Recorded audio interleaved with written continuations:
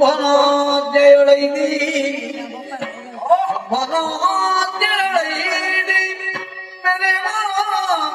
ಕದಂಬವನವನೆ ಹೋಗುತ್ತ ಜಗದಂಬಿಕೆಯ ಲಾವಣ್ಯವರು ನೆರೆ ಕಂಡು ಸುಗ್ರೀವ ಹಬ್ಬಲಿಸಿದರು ಶಿವ ಶಿವ ಸ್ಮರಣ ಬಿಗುರೆಸಿ ಮುಕುತಲಿ ನಮ್ಮಯ ಶುಭ ಕೆಟ್ಟನು ತಿಳಿದು ನೋಡಲಿಗೆ ಮಾನಿನಿಯೇ ಶುಭನಾದ್ಯೊಳೈದಿ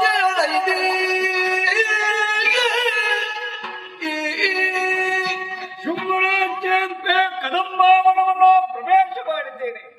ಬಂದು ನೋಡಿದ್ರೆ ವಿಚಿತ್ರವೇ ಸರಿ. ನಾವು ಕೇಳಿ ತಿಳಿದದ್ದು ಹೀಗೆ, ಕದಂಬವನೆಂದರೆ ತುಂಬಿದಂತ ಕಾರ್ಗತ್ತಲಂತ. ಆದ್ರೆ ಇಂದು ಹಾಗಲ್ಲ, ಎಲ್ಲೆಡೆ ನೋಡಿದ್ರು ಕೂಡ ಬೆಳ್ಳನೆ ಬೆಳಕಾಗಿ ಕಂಗೊಳಿಸ್ತಾ ಉಂಟು ಈ ಕದಂಬವನ್ನು. ನೋಡಬಾರದೆ ವೈರ ಭಾವದಿಂದ ಇರಬೇಕಂತ ನಗರನೆಲ್ಲ ಮಿತ್ರ ಭಾವದಿಂದ ವರ್ತಿಸ್ತಾ ಇವೆ. ಏನಿದರ ಅರ್ಥ ಅರ್ಥವಾಗುತ್ತಾ ಇಲ್ಲ. ಅದಲ್ಲ, ತನ್ನ ಮುಂಡದಿಂದ ಕೇಳಿ ತಿಳಿದಂತ ವಿಷಯ ಶುಂಭ. ಕದಂಬವನದಲ್ಲಿ ಒಬ್ಬಾಕೆ ಹೆಣ್ಣಿದ್ದಾಳೆ. ಬಣ್ಣದ ಉಯ್ಯಾಲೆಯನ್ನು ಕಟ್ಟಿ ಉಯ್ಯಾಲೆಯನ್ನು ತೂಗುತ್ತಾ ಇದ್ದಾಳೆ. ಅವನ ದಾಂತ ರೂಪಕ್ಕೆ ಮೂರು ಲೋಕದಲ್ಲಿ ಎಣೆಯಾರು ಇಲ್ಲ ಅಂತ. ಇದನ್ನು ಕೇಳಿದಂತ ಶುಂಭ ಕಾಮನ ಬಾಧೆಯಿಂದ ಬಳಲುತ್ತಾ ಇದ್ದಾನೆ. ಮಾತ್ರವಲ್ಲ, ಅವಳನ್ನು ಮದುವೆಯಾಗುವುದಕ್ಕಾಗಿ ಹಾಕಲಿತ್ತಾ ಇದ್ದಾನೆ. ಅದಕ್ಕಾಗಿ ಸಂಧಾನವನ್ನು ಮಾಡಿ ಕರೆಕೊಂಡು ಬಾ ಸುಗ್ರೀವ ಹೀಗೆಂದು ಆಜ್ಞೆಯನ್ನು ಮಾಡಿದ್ದಾನೆ. ಅವನ ಆಜ್ಞೆಯಂತೆ ಬಂದವನು ನಾನಿದ್ದೇನೆ. ನೋಡಿದ್ರೆ ವಿಚಿತ್ರವೇ ಸರಿ, ಮೇಲಿಂದ ಕೆಳಗೆ ಇಳಿದು ಬಂದಿದೆ ಗನ್ನದ ಉಯ್ಯಾಲೆ. ಆ ಉಯ್ಯಾಲೆ ಕುರಿತು ಹಾಡನ್ನು ಹಾಡುತ್ತಾ ಇದ್ದಾಳೆ. ಒಬ್ಬಾಕೆ ಸರ್ವಾಂಗ ಸುಂದರಿ ಅಂತ ದಾರಿ ನೋಡಬಾರದೆ. ಇವಳ ಮುಖದಿಂದ ಹೊರಹೊಮ್ಮಿದಂತ ಕಾಂತಿಯಿಂದ ಇಡೀ ಕಾಡೆ ಬೆಳ್ಳನೆ ಬೆಳಕಾಗಿ ಕಂಗೊಳಿಸ್ತಾ ಉಂಟು. ಇವಳ ಉಯ್ಯಾಲೆಯನ್ನು ತುಂಬುದ ಅಲ್ಲ, ಜಗವನ್ನಾಡಿಸುವುದ. ಇವಳು ನಾಡಿ, ಈಕೆ ಸರ್ವತ್ರ ನಾಡಿಯಲ್ಲ. ಇವಳು ಆದಿ ಅಂಗ್ರಹಿತ ಅಂತ ಆದಿ ಮಾಯ ಸರಿ ಜಗವನ್ನೇ ತನ್ನದಂತ ಉದರದಲ್ಲಿ ಇರಿಸಿ ಪೋಷಿಸುವಂತ ಮಹಾಮಾತೆಯಲ್ವೇ. ಇವಳನ್ನು ನಮ್ಮ ಶುಂಭ ಬಯಸಿದಲ್ಲ, ಶುಂಭ ಬಯಸಿದ್ದಲ್ಲ, ಅವಯಿಸದ ಕೆಟ್ಟ. ಅವ ಕೆಟ್ಟದಲ್ಲ, ದಾನವ ಕುಲದ ಸರ್ವನಾಶವನ್ನು ಖಂಡಿತವೇ ಸರಿ. ಇಲ್ಲದಿದ್ರೆ ಈ ಪ್ರಾಣದ ನಮ್ಮ ಶುಂಭನಿಗೆ ಆಶಯ ಏನು ಮಾಡೋಣ ಹೇಳಿ. ಒಬ್ಬೊಬ್ಬರಿಗೆ ಒಂದೊಂದು ರೀತಿಯ ಹುಚ್ಚು ಉಂಟಂತೆ. ನಮ್ಮ ಶುಂಭನಿಗೆ ಮದುವೆ ಅಂತ ಹುಚ್ಚು. ಏನೇ ಇರಲಿ, ರಾಜ ಕಾರ್ಯಕ್ಕೆ ಬಂದವನೇ ಸುಗ್ರೀವನಲ್ವಾ. ಹಾಗಾದ್ರೆ ಹುಡುಗಿಯಲ್ಲಿ ಮಾತಾಡ್ಬೇಕು. ಮಾತಾಡ್ತೇನೆ ಅಮ್ಮ.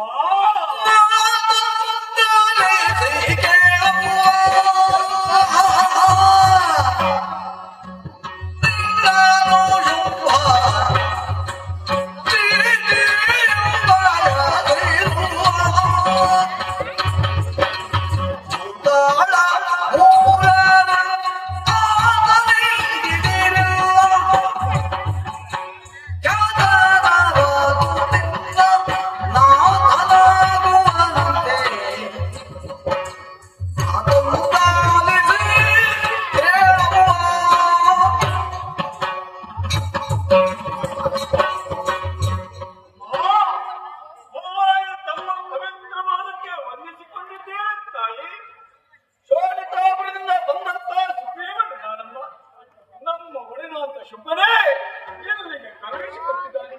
ಕಳುಹಿಸಿಕೊಡುವುದಕ್ಕೆ ಬರುವಂತ ಕಾರಣ ಉಂಟು ತಾಯಿ. ನಿನ್ನ ಅಂತ ವಿಚಾರವನ್ನು ಚಂದ ಮುಂಡರು ಶುಂಭನಿಗೆ ತಿಳಿಸಿದವರಿದ್ದಾರೆ. ನಿನ್ನ ರೂಪಭಾವನದ ಬಗ್ಗೆ ಹೊಗಳಿದ್ದಾರೆ. ಇದನ್ನು ಕೇಳಿದಂತ ಶುಂಭ ಕಾಮನ ಬಾಧೆಯನ್ನು ಬಳಲುತ್ತಾ ಇದ್ದಾನೆ.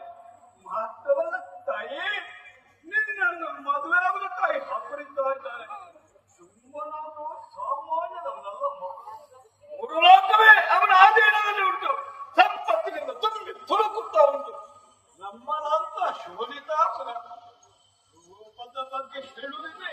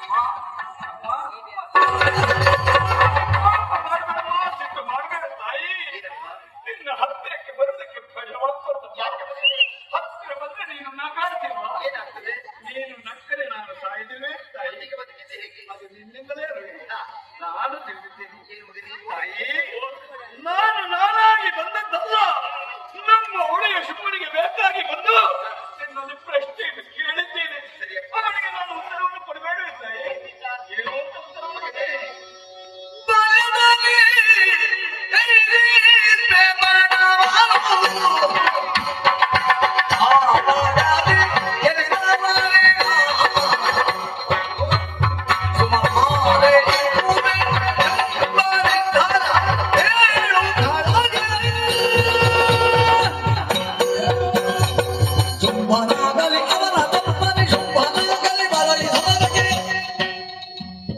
ಶಂಭುವೇ ನಡೆದಂದರಡುಗೆನು ಬೆನೆಯಲಿ ಅಮ್ಮ, ಬಾಲ್ಯದಲ್ಲಿರುವಂತಹ ಸಂದರ್ಭದಲ್ಲಿ ಕತ್ತಿ ಕಾಳಗ ಅಭ್ಯಾಸ ಮಾಡಿದವಳು ನಾನು. ಓಹೋ, ಆವಾಗಲೇ ತೀರ್ಮಾನಕ್ಕೆ ಬಂದೆ ಮಗನೇ. ಏನಮ್ಮ? ಕತ್ತಿ ಕಾಳಗದಲ್ಲಿ ಯಾರನ್ನು ಗೆಲ್ಲುತ್ತಾರೋ ಹಾ. ಅಂತವರ ತುರುಳಿಗೆ ಸುಮದ ಮಾಲೆಯನ್ನು ಹಾಕಿ ಬೆಳೆಸುತ್ತೇನೆ ಎನ್ನುವುದಾಗಿ ಹೌದೇ? ಕೊನೆಯದಾಗಿ ಹೇಳುತ್ತಾ ಇದ್ದೆ. ಏನು? ಶುಂಭನಾಗಲಿ ಹಾ. ಅವರಿಬ್ಬರ ವಿಷಯ ಪ್ರತ್ಯಕ್ಷ ಶತ್ರು ಎದುರಿಗಿಳಿದು ಬಂದರು. ದೂರಕ್ಕೆ ಅಂಜೋಳು ಬರಲ್ಲ. ಹಾ. ಹೋಗಿ ಹೇಳು. ತಾಯಿ, ಇದು ನಿನ್ನ ಕಡೆಯ ನಿರ್ಧಾರ. ಅದೇ ಮಾತು. ಆಯ್ತು, ನಿನ್ನ ನಿರ್ಧಾರವನ್ನು ಬದಲಿಸುವುದಕ್ಕೆ ಯಾರಿಗೂ ಸಾಧ್ಯ ಉಂಟು. ಆದ್ರೆ ಮಾತ್ರ ಕಟ್ಟ ಕಡೆಯಾಗಿ ಈ ಮುದುಕನ ಒಂದು ಭಿನ್ನ ಹೊರಟವನಿಲ್ಲದೆ ಏನಪ್ಪಾ ನಿನ್ನ ಕೊನೆಯ ಆಸೆ? ದುಷ್ಟರ ಸಂಘದಲ್ಲೇ ಇದು ಬೇಸತ್ತಿದ್ದೇನೆ. ಹಾ. ಜೀವನವೇ ಬೇಡ ಅಂತಾಗಿದೆ. ಎಷ್ಟು ಬೇಗ? ಸತ್ಯ ತಾಯಿ, ಯಾಕೆ ಮಗನೇ? ಕೊಲೆ ಕಟ್ಟುಕೊಂಡಿದ್ದಾರೆ ತಾಯಿ ನಮ್ಮಲ್ಲಿ. ಅದೆಷ್ಟೋ ಮಂದಿ ದುಷ್ಟರಿದ್ದಾರೆ. ನಿನ್ನ ಹಿಂದಿನ ಬ್ರಹ್ಮ ರಕ್ಕಸರು ಮಗನೇ. ಹೌದು ತಾಯಿ. ಅಮ್ಮ, ಅಂತವರ ಜೊತೆಯಲ್ಲಿ ಈ ಸುಗ್ರೀವ ಬಾಡಿ ಬೆಳಗಬೇಕಾ? ಅಂದ್ರೆ ಖಂಡಿತವಾಗಿ ಸಾಧ್ಯ ಇಲ್ಲ. ಅಮ್ಮ, ಮಗನೇ, ನನ್ನ ಕೊನೆ ಆಸೆ ಬಾ. ಏನಪ್ಪ? ಇದು ಈ ಮುದುಕ ಸತ್ತ ಮೇಲೆ ಆಮೇಲೆ 10 ಜನ್ಮ ಉಂಟು ಅಂತಾದ್ರೆ ದೇವಿ ದಾಸನಾಗುವ ಭಾಗ್ಯವನ್ನು ಕರುಣಿಸ್ತಾ ತಾಯಿ. ನಿನ್ನ ಮನದ ಇಚ್ಛೆಯಂತೆ ಆಗಲಿ. ದೇವಿ ದಾಸನಾಗ